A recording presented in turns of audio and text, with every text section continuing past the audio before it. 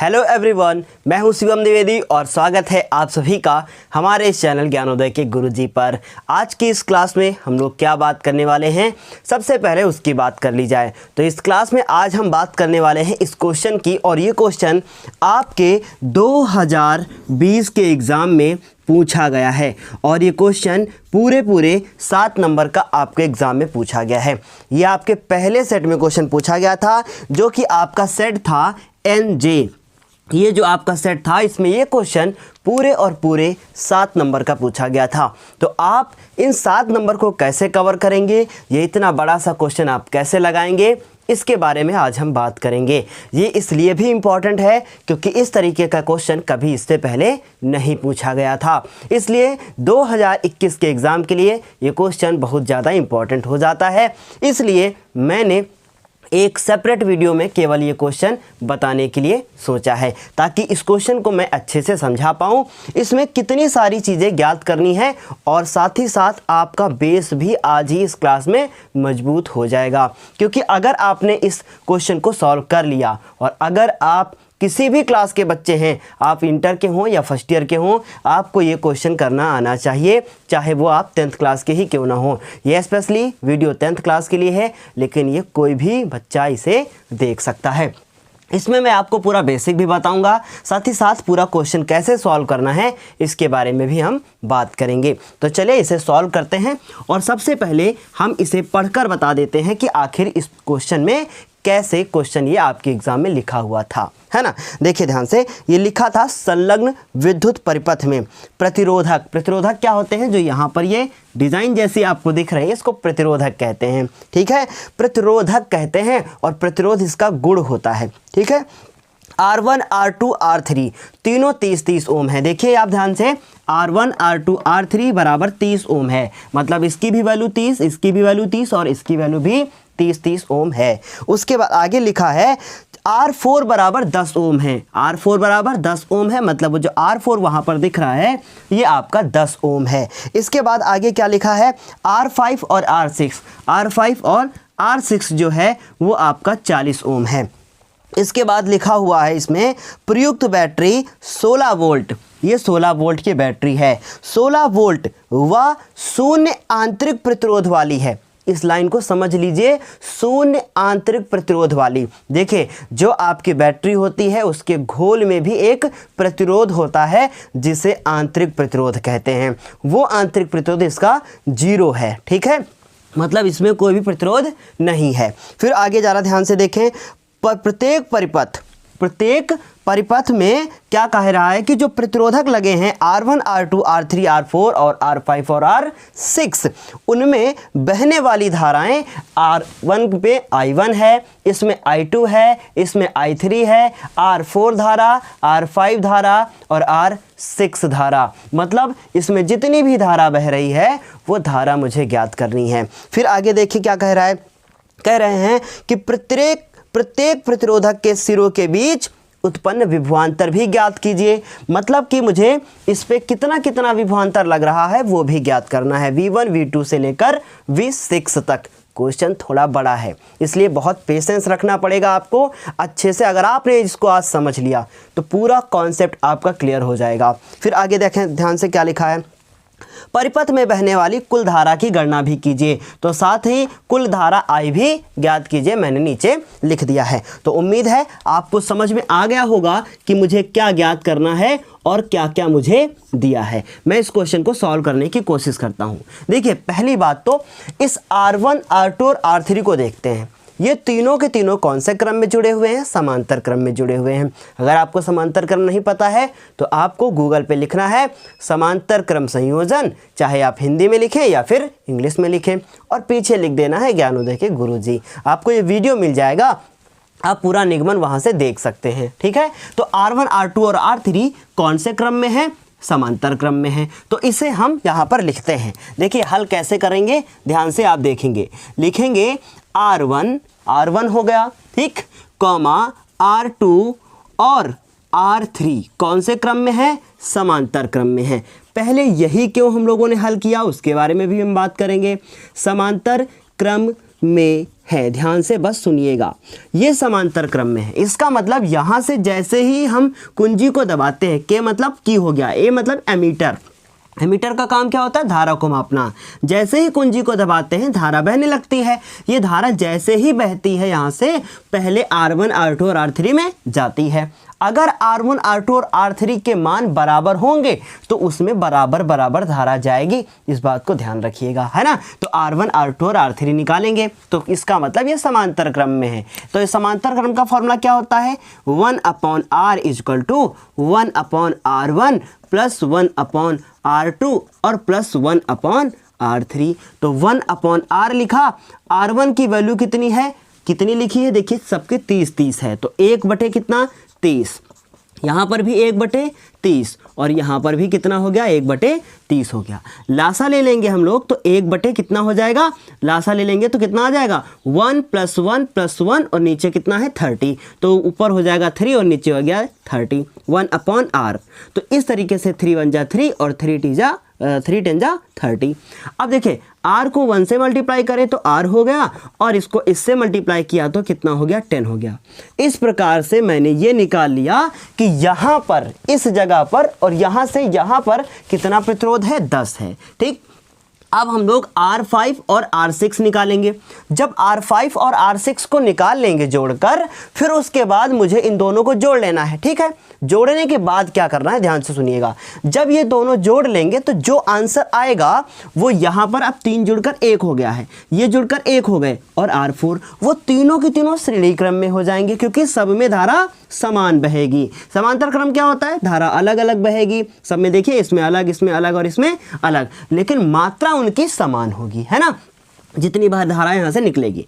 तो ये R बराबर 10 ओम हो गया। अब इसका आप समझ चुके हैं, आगे देखिए R5 व R6 कौन से क्रम में है? समांतर क्रम में है। तो हम लोग लिखेंगे R5 व R6 भी कौन से क्रम में है?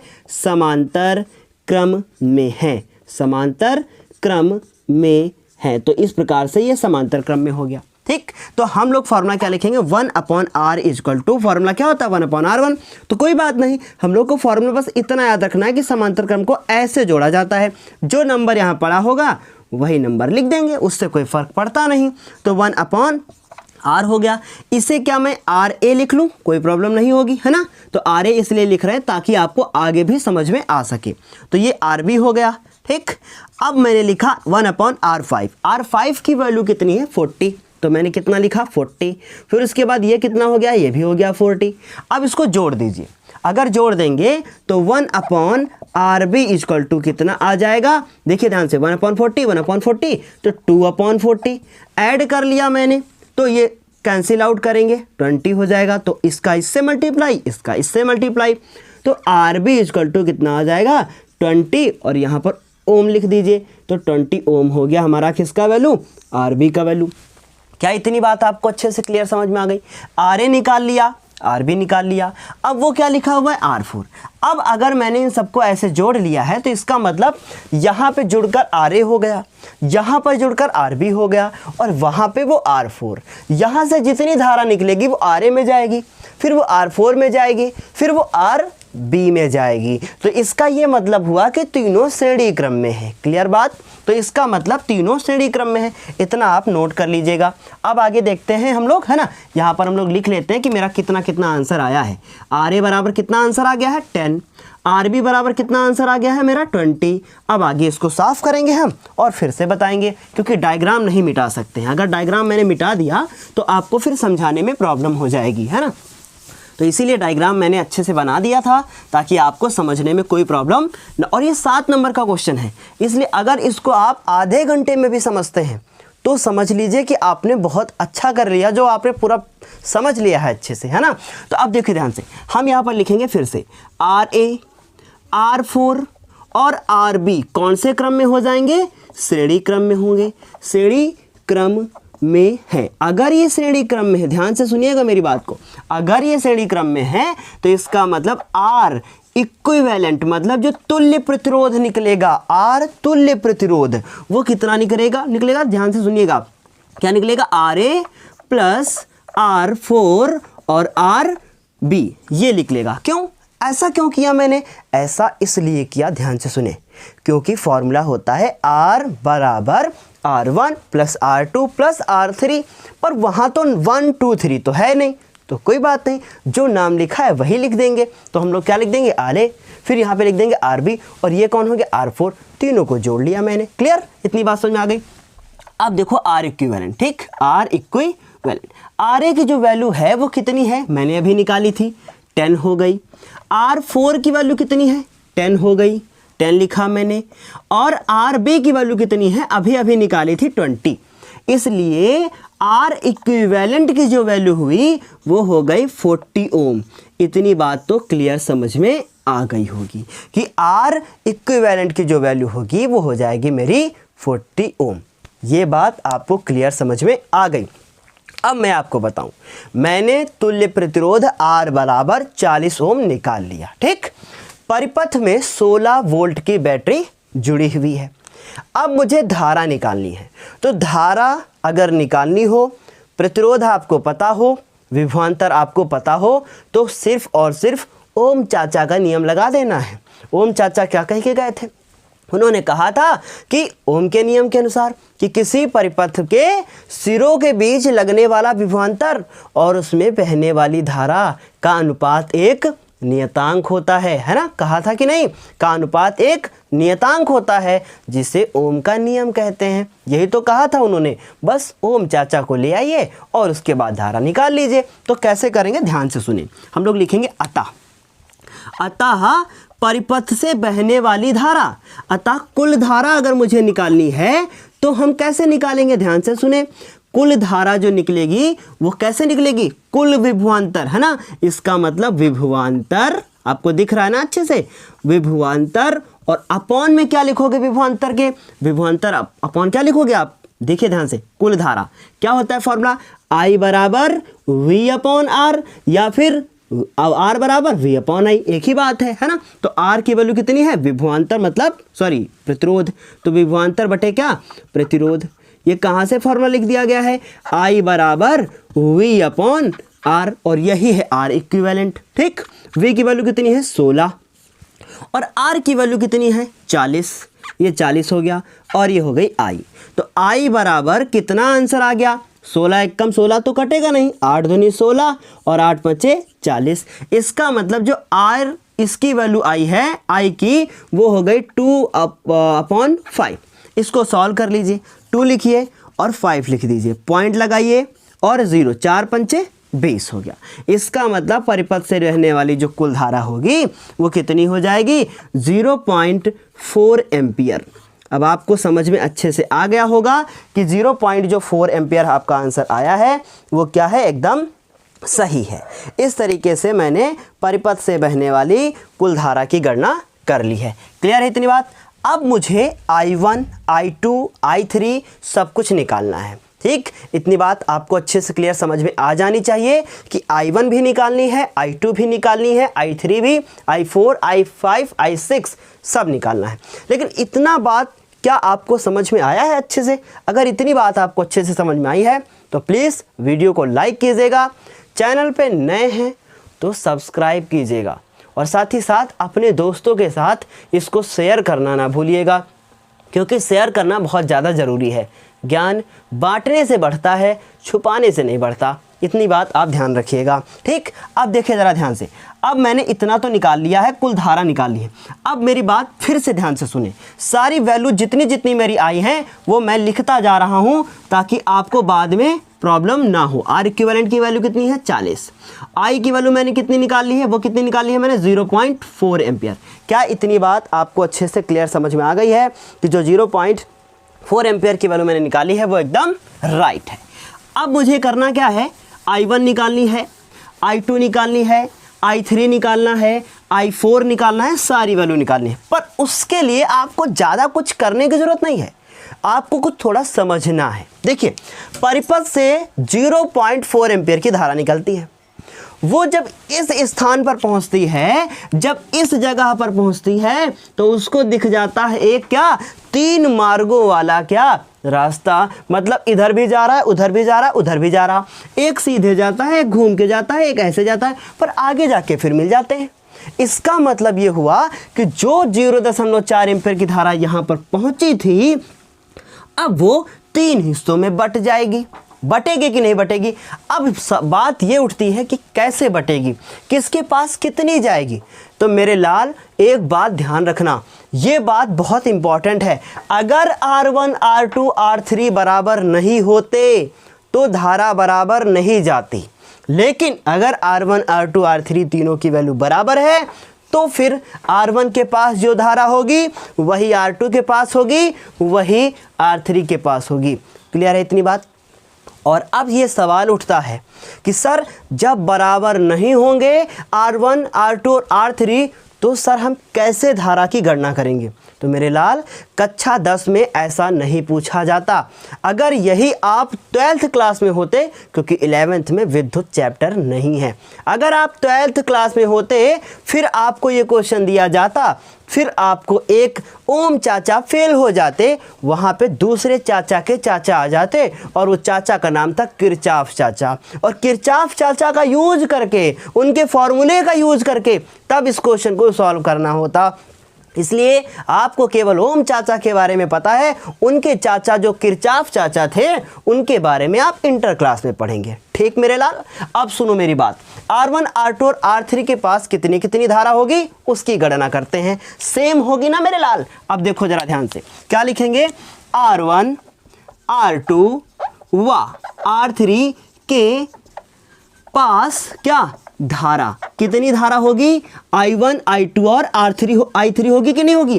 तो हम लोग लिखेंगे एक ही बार में तीनों निकाल लेंगे। ठीक, तो हम लोग लिखेंगे I1 या I2 या I3, तीनों की एक ही वैल्यू। ठीक, अब सुनो मेरी बात, चाचा कह के गए थे कि I बराबर V/R होता है। यही तो चाचा ने कहा था कि I बराबर V/R होता है। कहा था कि नहीं कहा था? यही कहा था। इसका मतलब फॉर्मूला क्या लगाएंगे? V/R। अब यहाँ पे R1 की वैल्यू रखो, R2 की वैल्यू रखो या R3 की वैल्यू रखो। अगर आपको प्रॉब्लम हो रही हो तो मैं अलग अलग करके बता सकता हूँ, ठीक है, वरना कोई भी प्रॉब्लम नहीं होगी। तो यहाँ पे R1 रखो, R2 रखो, R3 रखो, कुछ भी रखो, कोई भी प्रॉब्लम नहीं है। तो अब मेरी बात ध्यान से सुने, I1 R2 ये सब निकालना है तो 16 हो गया, और R1 की वैल्यू कितनी है? अब ध्यान से सुनिएगा, R1 की वैल्यू कितनी, मैं ऐसा नहीं बताता हूं, अगर ऐसे बताऊंगा तो आपको समझने में प्रॉब्लम हो जाएगी। ठीक, ऐसे नहीं। अब देखो जरा ध्यान से, दूसरी तरीके से, R1 के पास धारा, ठीक, ये ज़्यादा अच्छा मेथड होगा। R1 के पास धारा होगी कितनी? जितनी होगी उसको 3 हिस्सों में तोड़ देना है। ये सिंपल सा मेथड है। इसका मतलब I1 कैसे होगी? 3 हिस्सों में तोड़ देना है, तो I1 बराबर हो जाएगी I/3। I की वैल्यू कितनी है? I की जो वैल्यू है वो 0.4 है, और इसको डिवाइड करना है 3 से। अब पॉइंट लगा के हटा के नीचे 0 बढ़ाएंगे, सॉल्व कर लीजिएगा, 0.13 एम्पियर आंसर आपका आ जाएगा। ये अच्छा मेथड है ना, सही है ना। अब देखो R2 के पास धारा, R2 के पास धारा, इसको निकालने के लिए क्या करेंगे? इसको निकालने के लिए लिखेंगे I2 बराबर I3/3। इसमें भी वही हो जाएगा, है ना, इसमें भी वही आ जाएगी। क्यों वही आएगी? क्योंकि सबके पास तो सेम ही होगी। ठीक, इसी प्रकार R3 के पास धारा, R3 के पास धारा कितनी हो जाएगी? R3 के पास जो धारा होगी वो भी सेम ही होगी। क्यों? क्योंकि जो टोटल धारा होती है उसके 3 हिस्से होने हैं, I/3 होना है। ठीक, तो 0.4/3 आंसर आ गया 0.13 एम्पियर। क्लियर है इतनी बात? इस तरीके से मेरा ये आंसर आ चुका है। क्लियर इतनी बात? क्या करना है? कुल धाराओं को 3 हिस्सों में तोड़ देना है। ठीक, अब देखो जरा ध्यान से, R4 के पास धारा, कितनी धारा होगी बताओ R4 के पास? इसको समझो, जो यहां से निकली थी तीनों के पास जाके फिर वहां पहुंच जाएगी जुड़कर, तो जो टोटल करंट निकली थी वही तो R4 के पास होगी। होगी कि नहीं होगी? है ना, क्योंकि भाई यहाँ से पहुंची, 3 रास्तों में गई और फिर से रास्ते में यहाँ मिल गई और फिर से R4 के पास पहुंची। ठीक, इसका मतलब देखो क्या होगा, R4 के पास जो धारा होगी वो क्या होगी? I4 = I के बराबर होगी। इसका मतलब कुल धारा होगी, और कुल धारा कितनी है? कुल धारा है हमारी 0.4 एम्पियर। क्लियर है इतनी बात? ये अच्छे से समझ में आ रहा होगा। ठीक, अब R5 के पास धारा, R5 के पास धारा। अच्छा R5 के पास कितनी होगी? जो यहाँ तक निकल के आई थी, जब यहाँ पहुंची थी तो कुल धारा थी कि नहीं? अब वो दो हिस्सों में बट गई, क्योंकि यहाँ तो प्रतिरोध है ही नहीं, यहाँ तो प्रतिरोध है ही नहीं, तो जितनी धारा यहाँ जाएगी उतनी धारा तो यहाँ जाएगी ना, दो हिस्सों में बट कर जाएगी। क्लियर है इतनी बात? जितनी यहाँ उतनी यहाँ। समझ में आई इतनी बात? ये कोई मतलब नहीं है यहाँ पर जब प्रतिरोध ही नहीं लगा है तो, है ना? क्लियर है इतनी बात? तो R5 के पास जो धारा होगी वो I5 अपॉन क्या लिखेंगे? I/2, दो हिस्सों में टूटेगी, तो 0.4/2। इस तरीके से जो आंसर आएगा वो आपका क्या आएगा? 0.2 एम्पियर। और सेम यही धारा I6 के पास हो, मतलब R6 के पास हो जाएगी। तो R6 के पास धारा, ये मैंने थोड़ा सा स्पीड में बताया। इसके पास कितनी होगी? I6 = I/2, इसका मतलब 0.4/2 तो मतलब 0.2 एम्पियर। क्या इतनी बात अच्छे से समझ में आई? सबको अच्छे से क्लियर समझ में आ गई होगी। अब ध्यान से सुने, मैं यहाँ लिख लेता हूँ R1, R2, R3। इसके पास कितनी जाती है? 0.13, इसके पास 0.13, इसके पास 0.13, R4 इसके पास 0.2 जाती है, इसके पास 0.2 जाती है धारा, और यहाँ पर कितनी जाती है? 0.4 जाती है। क्लियर है इतनी बात? अब तो अच्छे से समझ में आ ही रहा होगा, है ना? अब देखो ध्यान से, अब मैंने I1, I2, I3, I4, I5, I6 निकाल लिया। अब निकालना है V1, V2, V3, V4, V5, V6 निकालना है। 6 नंबर का क्वेश्चन है, घबराए नहीं। देखिए ध्यान से, क्या करना है, हमें तीनों अलग से और वैल्यू निकालनी है। ध्यान से सुनिएगा, जिस तरीके से मैं क्वेश्चन आपको बता रहा हूँ और शायद कोई आपको इस तरीके से बताए, ठीक? इसलिए बहुत पेशेंस रख के तब इस क्वेश्चन को देखिएगा। अब देखिए, हमें क्या निकालना है? V1। क्या निकालना है? V1। हम लोग यहाँ लिखेंगे पुनः। पुनः का मतलब क्या होता है? वंस अगेन, है ना? तो हम लोग क्या लिखेंगे? V1 निकालना है। V1 निकालने के लिए क्या करोगे? क्या करोगे भाई? IR लगाओगे। इसका मतलब I1 और इंटू R1। कहाँ से आया? ये भी चाचा ने कहा था। कौन से चाचा ने कहा था? ये हमारे ओम चाचा कह के गए थे। I1 की वैल्यू कितनी है? 0.13, और R1 की वैल्यू कितनी है? सेम वैल्यू है 30। क्या लिखेंगे? 30, और मल्टीप्लाई कर देंगे तो 13 को 30 से मल्टीप्लाई करेंगे। देखिए करके दिखाऊं? 0.13, 0 से करेंगे कोई भी फर्क नहीं पड़ने वाला, फिर 3 से करेंगे तो 3 त्रिको 9, फिर 3 एकम 3, और ये 0, 2 अंकों बाद दशमलव लगाना है तो आंसर आ जाएगा 0.93, और 2 अंकों बाद दशमलव, इसका मतलब 3.9 इसका आंसर आ जाएगा। उम्मीद है इतनी बात अच्छे से समझ में आ रही होगी कि ये कैसे आपका इतना आंसर आएगा। अगर पीछे आपको बुक में कोई और आंसर दे रहे हैं तो उससे कोई फ़र्क नहीं पड़ता, आप इसी प्रकार लगाएंगे, क्योंकि उसके पास जितनी धारा होगी, जितना आपका प्रतिरोध होगा, उसी से आपको इसको सॉल्व करना है। ठीक, इतनी बात अच्छे से समझ में आ रही होगी। ठीक, तो इसका आंसर क्या आएगा? 3.9। कितना आंसर आ जाएगा? 3.9 क्या? वोल्ट। इतनी बात अच्छे से समझ में आ रही होगी। फिर उसके बाद V2 निकालना है। देखिए पीछे अगर आपको आंसर 4 वोल्ट दे रहा है, ध्यान से सुनिए, मैंने अभी देखा कि इसका आंसर जो है वो 4 वोल्ट पीछे आंसर आ रहा है, तो उससे कोई फ़र्क नहीं पड़ता, क्योंकि ये 16 है ना, देख लीजिए ध्यान से, ये जो 16 वोल्ट है ये भी 3 हिस्सों में डिवाइड होगा, तो ये 3.99 आपका आंसर आना चाहिए था, क्योंकि 0.13 और, तो ये लगभग इतनी वैल्यू बिल्कुल सही है। ठीक, 3.9। अब देखो I2 निकालिए, 9 कर लीजिए और लगभग 4 कर लीजिए, कोई फर्क नहीं पड़ेगा। क्लियर है इतनी बात? क्योंकि ये अभी और आगे अंक तक अगर सॉल्व करते तो और ज़्यादा होता। ठीक, कोई बात नहीं, ये भी सही है। I2 = R2, I2 की जो वैल्यू होगी वो भी 0.13 और इसको भी 3 से मल्टीप्लाई, तो ये भी हो जाएगा 3.9 वोल्ट। वो 4 भी सही है क्योंकि लगभग, है ना। इस प्रकार से V3 भी निकालोगे तो I3 × R3, इसका भी सेम ही आंसर आ जाएगा 3.9 वोल्ट, लगभग 4 कह सकते हो आप। अब इसी प्रकार से आपको V4 निकालना है। कैसे निकालोगे आप? I4 मल्टीप्लाइड बाई किससे मल्टीप्लाई करोगे आप? R4 से, और I4 की वैल्यू अभी अभी मैंने लिखी थी 0.4 और R4 की वैल्यू 10, तो ये हो गए 10, इसको कर दिया मल्टीप्लाई तो आंसर आ गया 4 वोल्ट। क्लियर है इतनी बात? अच्छे से समझ में आ गया होगा। इसके बाद देखिए ध्यान से, R4 हो गया, V5 निकालिए आप, है ना, V5 कैसे निकालोगे आप, I5 multiplied by R5, clear. I5 की वैल्यू 0.2, देखिए ध्यान से, R5 की वैल्यू 40, ये सब आपको ध्यान से देखना पड़ेगा ना। तो इसको इससे मैंने मल्टीप्लाई कर दिया, तो देखिए ध्यान से, 2 से करेंगे 80, है ना, 80 होगा कि नहीं, तो इसका मतलब 8 आ जाएगा। कितना आंसर आ जाएगा, 8 क्या, वोल्ट। इस प्रकार से 8 वोल्ट हो गया। V5 हो गया, V6 निकालिए, कैसे लिखेंगे, I6 मल्टीप्लाइड बाई R6, और ये भी क्या होगा, सेम ही आंसर आ जाएगा। इस प्रकार से आपका आंसर आ गया कितना, 8 वोल्ट। इस प्रकार से आपको ये पूरा क्वेश्चन करना था।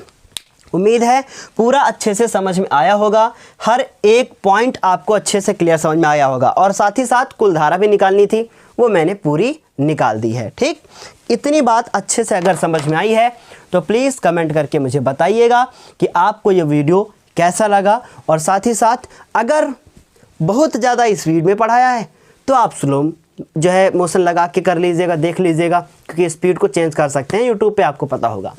उसके बाद अगर अच्छे से क्लियर आया है तो आगे बताइएगा, और इसी के बाद एक क्लास में और अपलोड करने वाला हूँ, उसके लिए आपको थोड़ा सा वेट करना होगा, थोड़ी ही देर में हम दूसरी क्लास भी आपके लिए अपलोड कर रहे हैं। चलिए अभी धन्यवाद, अगली क्लास में फिर मिलते हैं केमिस्ट्री के साथ। ये आपका 2020 का पहला वाला सेट था। तो चले अभी ख़त्म करते हैं क्लास को, अगली क्लास में फिर मिलते हैं एक नए वीडियो के साथ, तब तक के लिए।